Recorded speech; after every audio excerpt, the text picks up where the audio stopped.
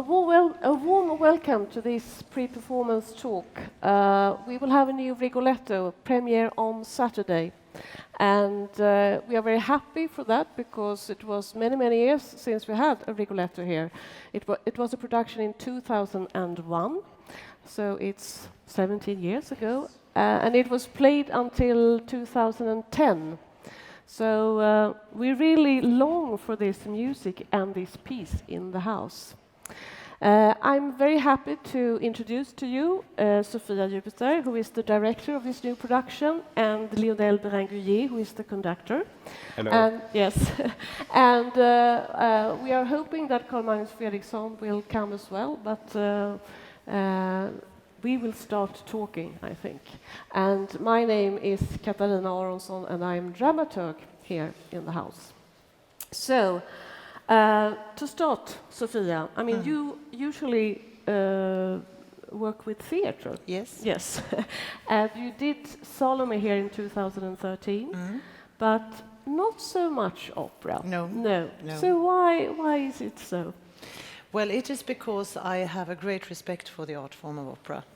I have always had the relationship to opera as a fan. I have been going to this house since I was a teen with my parents.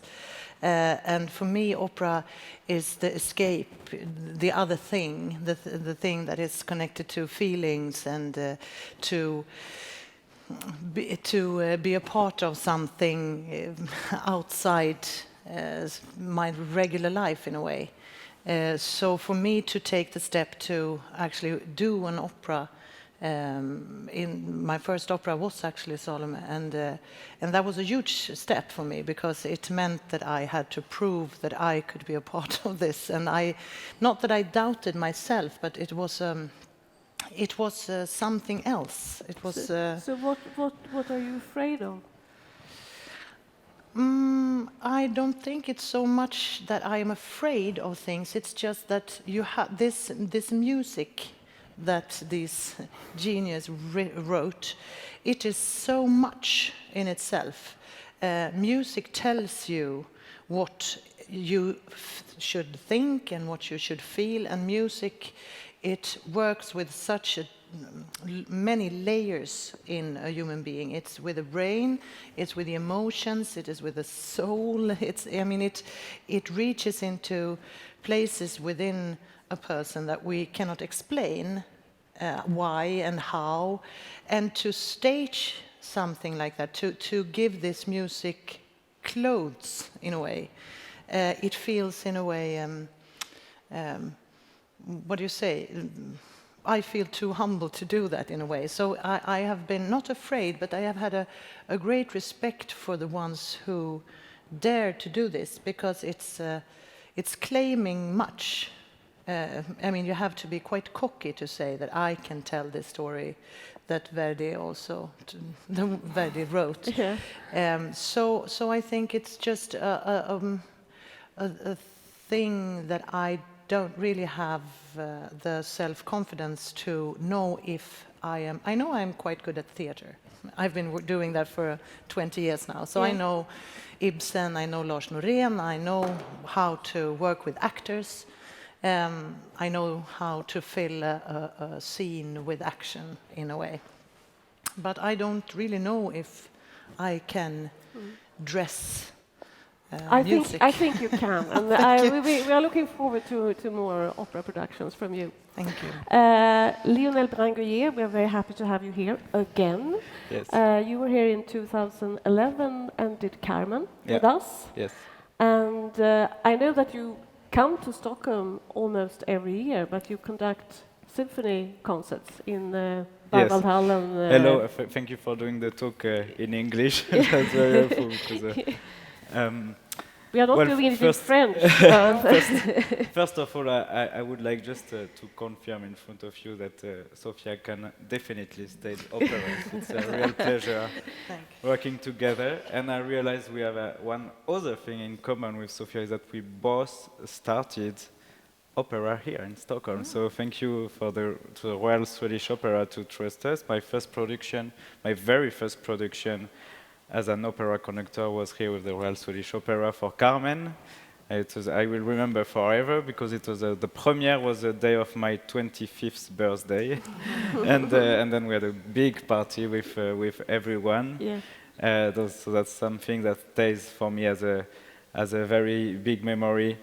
And then, of course, since then, actually, I got to conduct opera in more places, the Paris National Opera, the Mariinsky Theater in St. Petersburg, and I love opera. This actually starts from my childhood, because even though like you, Sofia, you do a lot of theater, for me, through the season, I do a lot of symphonic concerts, and the reason why I'm a lot in Sweden is that I connect very regularly the colleagues from the Swedish Radio Symphony in Berwaldhallen every year since 13 years now, and it's always a great pleasure. I love the atmosphere of work in Sweden. I was also with the Gothenburg Symphony and also other cities, so I start to know Sweden more than France sometimes, like Västerås or Örebro. I have been to those places, you know. Yes, you were in Västerås this weekend and conducted Le Sacre du Printemps with the Yes. Hovkapellet. Yeah, Yes. it has been a quite busy week because we were rehearsing Rigoletto 3 or 4 hours in the morning, and in the afternoon I was rehearsing Sacre du Printemps for 4 hours. So I had a bit of crazy days recently, but full of music and enjoyment with everyone, actually. So it's a great fun. And also, opera for me is very important since my childhood, because I started to play cello and piano when I was 5, and my teacher was a member of the opera house in Nice, and his parents. So he's the principal cellist of the Nice Opera Orchestra. His parents are the concierge of the opera, and so the apartment was in the opera. So he would give me lessons at his home at the opera. And so I remember I attended a rehearsal of Valkyrie when I was 5. Like, this was really, but I loved it. And so the life of a theater, of an opera, is very close to me and to my heart. And now I still live in Nice, and actually 50 meters from the opera house. And even, I mean, here it has been busy days, but even yesterdays we had all a day off, and I went here and practiced a bit on the piano. And so it's for me it's always related, home or opera. It's where I feel at home. I love it. So do you remember, both of you, when you saw your first Rigoletto? Do you have a memory of that? Yes, I have to think now, but I don't know if it was the actual first one, but it was actually this 2001 that was one of the earliest that I saw with then my now ex-husband, then husband, and my 5-year-old son. Okay. Yeah. Okay, and did you see a Rigoletto performance in Nice? Or? Definitely. Yes. Not only that, but I also conducted Rigoletto, but as a concert version, and it was in Los Angeles, where I spent 6 years. I was resident conductor there, and we would always play opera concertante, or in Spain, in Valladolid, where I was music director, I conducted Carmen there. So actually, when I conducted the Carmen in Stockholm, it was the first time in the pit as a production, but I had conducted it before as a concertant. So it means, as a concertant, you have probably seen it already, you have the orchestra on stage, the choir on stage, and the singers on stage. So everyone there, and it's more about the music. But I remember as well that because when we did the Carmen in Valladolid in Spain, I did it with 5 different Carmen, because they all were feeling sick, one after the other one.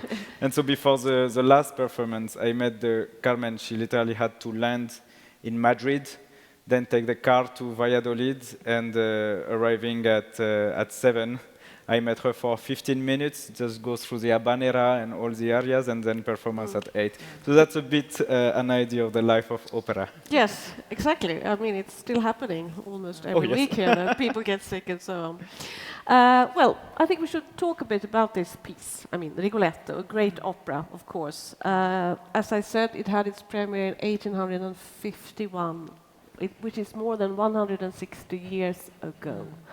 Still, it is an opera that can say something to us today. So what do you think is the most sort of up-to-date story in this opera? Well, I've been talking much about Rigoletto lately, and I think that the opera and the story has two layers in a way, which is both extremely up-to-date. And first we have the structural part of it, the society that is described in the opera, with the man in power and the people around the man in the power. And what power does to a person and what power does to people around a person, and how little we interfere with the wrongdoings of the people that has the power. We have a very nice Swedish word that is civilkurage, that is not very present neither in our society nor in the opera of Rigoletto. So it fascinates me, or it scares me, that a piece this old is so on the spot describing the power and the people around the power and what it does to them. And the other level is, of course, the very close psychology, the portrait of a father and a daughter, and a father that goes very far, a bit too far, to say the least, to protect his child from this power and this society that she has to live in and grow up in. And everybody who is a parent knows the very hardship when your children are getting old, how to to save them from this society, or to prepare them to be a member of this society. This is the balance. How much do we protect them and how much do we introduce them? And Rigoletto has chosen to not at all introduce Gilda and to take care of herself in this society. He's chosen to lock her inside to protect her. That's his only goal. And of course, it ends in a disaster. That's not how we can treat our children. But that is also, I am the mother of 4 boys, and the eldest one are 15 now. And so I really struggle with this. How much do we introduce you to the evils of this society, and how much do we just keep you inside the flat?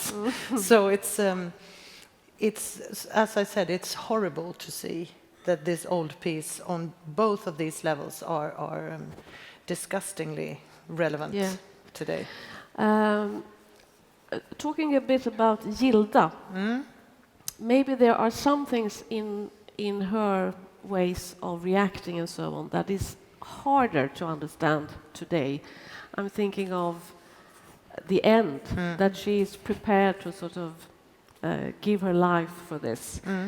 So what's your thought about that? Well, my thought about that is, of course, that it strikes you every time, that why does she do this? Why does she take this choice? And I think that you have to see it in, I mean, that the light of that. But if we try not to make it antique, if we try to look at her as a human being, and the evolution hasn't, with the human beings, we haven't mutated very much on these 100 years or 160 years. So I think that you have to say that she's a teenager. She knows nothing about anything. She only has this father and this now to be lover, or the person that she loves. And what she actually hears outside this door in the end is that her father has ordered a murder of the one that she loves. So in that, I mean, as I said, I have a couple of teenagers at home. Their brain actually dissolve. That is true. I mean, when you get 13, 15, something happens. They're very bright before, but it's like I mean, cotton in their head. And then they come back to life, I hope, I'm told. After But 25, I after think, 20, because yes. it takes time for the brain to Yeah, develop. yes, exactly. So when you are in 15, 16, your brain is actually a bit mudded. But no, seriously, I mean, in that second when she takes the decision, her choices are to go to live with her father that actually is a murderer and that killed her lover. What is, I go to Verona to live with him. Is that a life? No. And without him. So she's trapped in the middle of, and she goes through with this feeling, I could as well just die here. I mean, we have all felt that, we have all been to that place, that there is no alternative for me. If I go this way, it is horrible. If I go this way, she has no way to go. There is no retreat for her. And then, because she's a teenager and very much in love, poof, okay, I can as well end this. My life is not worth anything. So I might as well save him. Okay, yeah, that sounds, believable. Plausible. Yeah, plausible, exactly. Yeah, the music is fantastic. It is. And Verdi, he really sort of creates every character with the music. So what can we say about the music? What makes this opera such a great dramatic musical drama? Yes. At first, what really strikes me is about the subject of the title and either the piece from Victor Hugo, Le Roi s'amuse, because of course this opera is from Le Roi s'amuse, or then Verdi Rigoletto. Both suffered the censure, because at that time we were not allowed to talk about that, and particularly with Hugo, it was all about the king and François Ier, and it was definitely not allowed. So Verdi thought, okay, we can change a bit, and that's why it's not anymore a king, but a duca. And then he changed the name, which was Triboulet. But then he saw the Triboulet doesn't sound very, very good. So he thought about Triboletto, but then he thought it sounds stupid. And so he ended up with Rigoletto. So that's how the title that we know now, all the history behind that, it is. This is one of my favorite opera, not only of Verdi opera, but opera in general. And that's why when I was asked to conduct this production, I immediately said yes, without hesitation. What I like particularly, and we discussed together with Sofia, as you were talking about the psychology of the character, but really Verdi managed that the psychology of each character is in each of the orchestral parts. So it's really the mixture, the total mixture, like one. So you don't have singers, stage, orchestra. It's really one. And that's why I'm so happy that we work together on this project. We met now more than 1 year ago to discuss already the production. And immediately we were both agreeing about that you just talked about the psychology of the character. Verdi managed to always have the orchestra following exactly the psychology of the character. And very often it's nice because when you, for example, you ask the singers to breathe or to take more time for a acting thing, it just fits perfectly with what is written in the score, and that's why I like to work with stage directors who do know the music, because even if you say you did only one opera production before, but you were married to a singer, and you know exactly what it is to be a singer, what it is to work in the opera, and I think to feel always this structure together, this is then a dream. So we have really worked since now 6 weeks. You know how works opera production. Conductor first meet the singers, so we go through the music. We work in details, and we put really the music together with piano, and then start the stage rehearsal on the second day. And from then, but I was attending those rehearsals, so we could really build this project together. I think also that he really has created different music for the different characters, hasn't he? I mean, Gilda, she has her perhaps more traditional arias, especially in the beginning, when she's also a more naive person than at the end, because at the end she's much more mature, and you can also hear that in the music. And the same with the Duke, who is has his more what should you say? I mean, very light. At the very light, and La Donna è mobile. Yeah, when we have the banda and things like that. And Rigoletto, he has much more dramatic music. He's really sort of, you can feel that every word that he's saying is actually sort of, it is as if he's inventing it at the moment in the music. He has, and it is one of the most demanding role of the entire repertoire, the role of Rigoletto. Is through the opera, the second act is extremely busy, both for the voice and for the acting part, and then goes to the third act where he has the final duet with Gilda. So it's and Karl-Magnus is really good at bringing this pacing through the opera and building the tragedy on the moment, as you say. Yeah. Also very beautiful ensembles. You have already spoken about the relationship between father and daughter, and we have actually two great duets in this opera between a soprano and a baritone. And of course the quartet in the end, the very, very, very famous. So what does Verdi do there in that moment?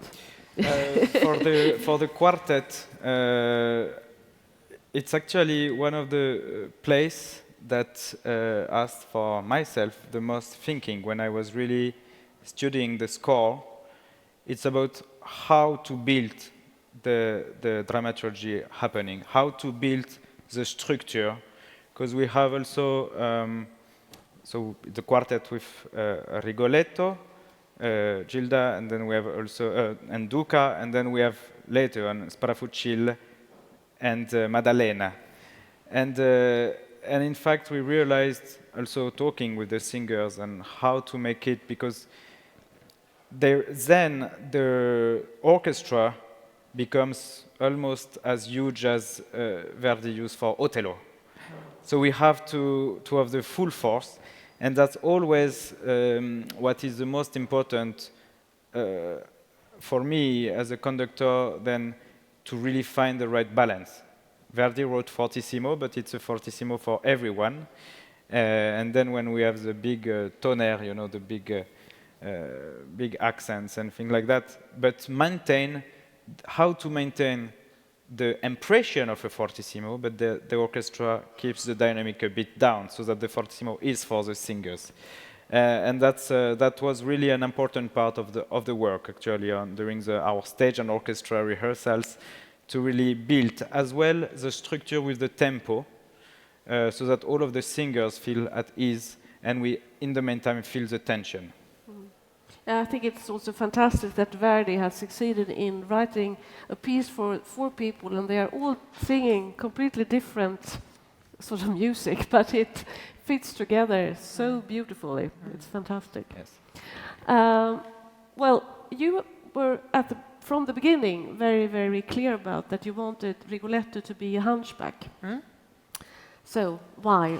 Well, for me that was the way into his psyche, actually, because he is a jester, en narr, hovnarr till och med, very ancient word, but and he is also a cripple, and usually he is a cripple, and then, but first and foremost a jester. But I was inspired by Richard III, Shakespeare, and also Per Lagerkvist's Dvärgen, Because in this time, when Rigoletto is set, when the story is set, the only thing to do if you were a cripple, like that, a hunchback or a dwarf or anything, was to be a jester or to beg in the streets. You were cursed from every social structure, with your family, nothing. So that, for me, the crippleness of Rigoletto was like the key into why he does all of these things. And also another book that I read many years ago that was a big inspiration in life, but also in the work with this, is a very good book that I inspire everybody to read, Carl Johan Wallgrens Den vidunderliga kärlekens historia, that is about, it's set in the same time as Rigoletto, and it is about a cripple on lowest down on the ladder that actually meets a full-grown, I don't know what he calls her actually, but a full-length normal woman that loves him and that touches his body and that actually makes him come true in a way. And this love story, that is a fantastic love story. It is also, for me, the love story that Rigoletto had with Gilda's mother, that then died when Gilda came. And it also, in a way, made me open the door to what Gilda is for Rigoletto, why he died. She is his daughter, of course, but she is also the piece of the sun that he has still in his hand, and the piece of the time when he actually was a human being, and now he is not again. So for me, it's much more interesting to talk about and to show and to make people think about the cripple, vad säger man, vinkel, the cripple angle on Rigoletto than just this jester picture. You have also, with Maria Geber, the costume designer, you have made a special corset. Yes. That Karl-Magnus has to wear. Sing in. So yes. We have looked upon this when you go into cripple and you do your research on cripples back and go backwards in time. It is, I mean, it's horrible actually. And we have been through many pictures of children, grown-ups that were corrected. You know, you were supposed to correct people with, and to this, all of this. Hello. Oh, hello. Here comes Karl-Magnus. Welcome. Give him some applause. Hello. We're talking about your corset, so you just sit down and catch your breath, and then you can comment on your corset afterwards. No, but how to stage a cripple? Of course, you need the hunchback, you need the defect, but it is also a very strong picture of this, how to correct these poor human beings that actually is not created as we are. So we very early wanted to create this correction corset. I don't know if there's an actual English word for it, but how is it to sing in that? Honestly. Honestly, it's quite difficult actually, but it works. But it's feeling like you have like a corset, but it's all over the upper body, so it's heavy, but it works, and we have had lots of testing of it. But it would be nicer without it. Of course. But for the character, it's a good idea. Yeah. So happy that you made it. Finally, yes, sorry. Yes. You have made so many roles here on stage, but also, of course, several Verdi roles. But Rigoletto, as we have spoken about here, that is really a great character in the opera repertory. So what are the greatest challenges for you making this role? Well, it starts with a broken man who is just going down. So it starts like a very, very broken person, a very sad person who is using, and he's very used, and he has nothing except his daughter, and that's the only thing he also get rid of. Not only that she is killed, but he is also fooled by this our Duca. I mean, Yeah. the bad guy wins. Yeah. You sing almost, not in every scene, but in many scenes in this opera. So I mean, how do you plan for this? How do you sort of... No, it's a you have to plan for the whole. I mean, it's like running a race or whatever. I can't run too fast in the beginning or too much. I mean, I have to, and I've practiced very much on it, the disposition of the piece. And when did you start preparing for this role? How long time does it take? It takes about a year at least. Yeah. To get into it. Yeah. So you knew the role musically when rehearsal started? Yes. Yes, of course. So what else can we say about this fantastic role? I mean, dramatically also, you have scenes with the daughter and with Sparafucile and all ensembles and so on. So what's hardest, what's the biggest challenges dramatically? Well, he's really breaking down in the end. I mean, it's nothing left of him. And to show that with the singing is difficult, but because the only thing I could actually do is to scream and cry if it would be normal, and saying nothing. And I know, so I have really to have this singing left for that expression. Do you have a favorite scene? I think it's the last scene with her, with the daughter, because then it's the first time the love is really completed, but he just can't have it. I read that last duet between Rigoletto and Gilda, that was taken out when they did it here the first time in 1861. And I don't know really why, but probably because they thought it was so shocking with this girl dying with the blood and also in the sack. So they took it out. And some of the critics said that, very strange ending of this opera. Well, how did it end then? When did it end? I think they took out the sort of the dialogue between Gilda and Rigoletto, and then they sort of just jumped to Maledizione or something. Yeah. Wow. Yeah. Okay. Yes. So are there any special challenges for you as a conductor? I mean, lots of things happening on stage and so on. That is always challenging. But this thing about the cut, it reminds me of all kind of story I always heard, like same thing in the 50s. It was not for an opera, but for a symphony, Tchaikovsky Symphony No. 6, Pathetic. So you have the third movement, which is very kind of light and joyful, and the fourth movement, which really represents actually that Tchaikovsky is about to die in the next few days, and so it's a real tragedy. But so it ended so badly that in France, sometimes in the 50s, they used to switch fourth and third movement. Okay. So you hear all. I read recently in the news that I think it was in Australia where there was a production of Carmen, and it was they wanted to inverse the roles, and that Carmen kills Don José. So you always hear all kind of crazy things.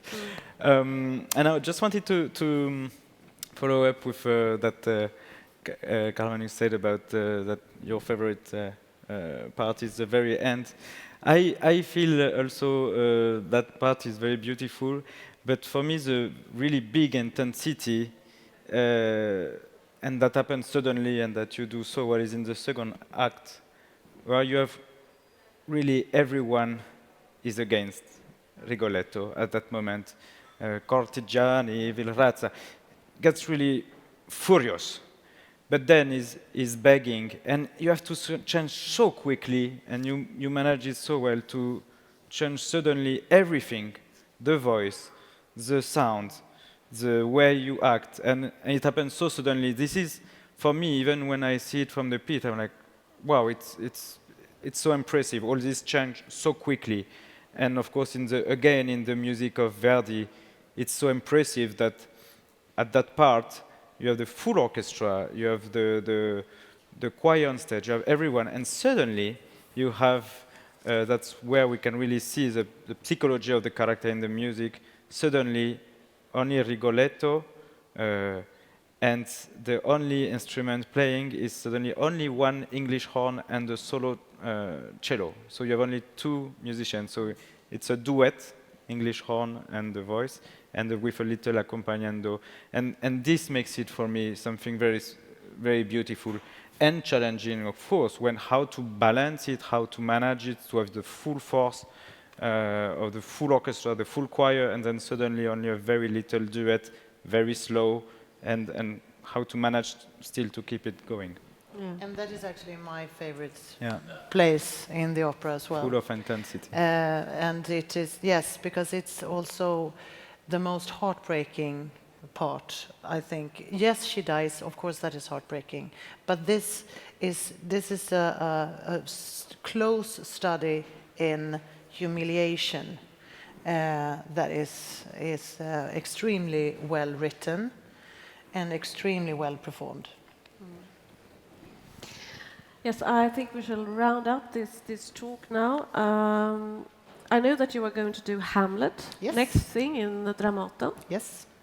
So will you take with you some of the Yes. experiences from this? Honestly- Are there any similarities between Yes, Rigoletto? definitely. Yeah. And the thing is, it's my first Shakespeare. I've never done Shakespeare before. So I think that it's, for me, it has been fantastic to do these parallel travels with Shakespeare and Verdi and with this piece and Hamlet.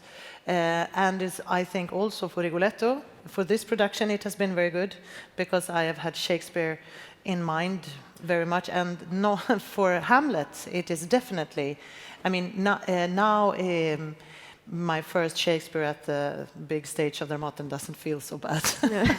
No, it's because I think they go very well together, and the darkness, I think that is what they have in common.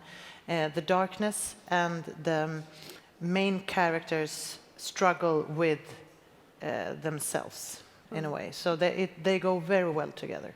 It has been really nice working parallel with them, actually. Yeah. And you have had quite an intense period now, a lot of things happening. I mean, you have, on last Friday, you got the Guldfoajén scholarship, also together with sort of Dramaten. And you have just released a new CD, Songs of Life. So what will happen now after this? Will you have some holiday, or will you continue working, or? No, well, yes, I will always work. I mean, that's my life. But it's nothing big, things like this. But we are doing all these performances. It demands lots of. I mean, I have to work between the performances to keep up everything. It's like everything in life. I have to practice. Yeah. So I will keep on. That's the only thing to do it. Yeah.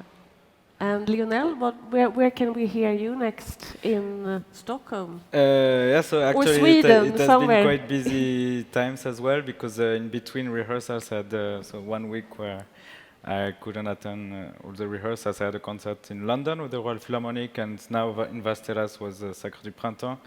And then we have the performance have more space in between, and I will continue with concerts at the Opera in Dresden, Samper Opera, the Staatskapelle, and the European tour with Royal Philharmonic. I mean, yeah, as Busy Karl-Magnus said, schedule. I mean, yeah, basically I like to take the summer off, and I mean, not all the summer, but to have here my time to rest, and then the season just keeps going. I mean, that's how life is right now. But also, as you say, Karl, that you keep practicing. I mean, I really noticed that, and through the 6 weeks, obviously you were extremely ready for the role at the very first day, because as I said before, it is a musical rehearsal when we all meet. But we kept talking about the role for the next following 6 weeks, and the idea that you like to go through the very little detail until the end. It's a very nice way to work, because we really build this interpretation together. So the Rigoletto we do now, it's now, and then will be but really now you worked your role, and then we worked together for 6 weeks all together, and I feel we are ready. I mean, we had the pre-dress rehearsal this morning, and I was very happy about it, and I look forward to have to play it now for you. Yeah, yeah. I am also looking forward to be able to see all the performances.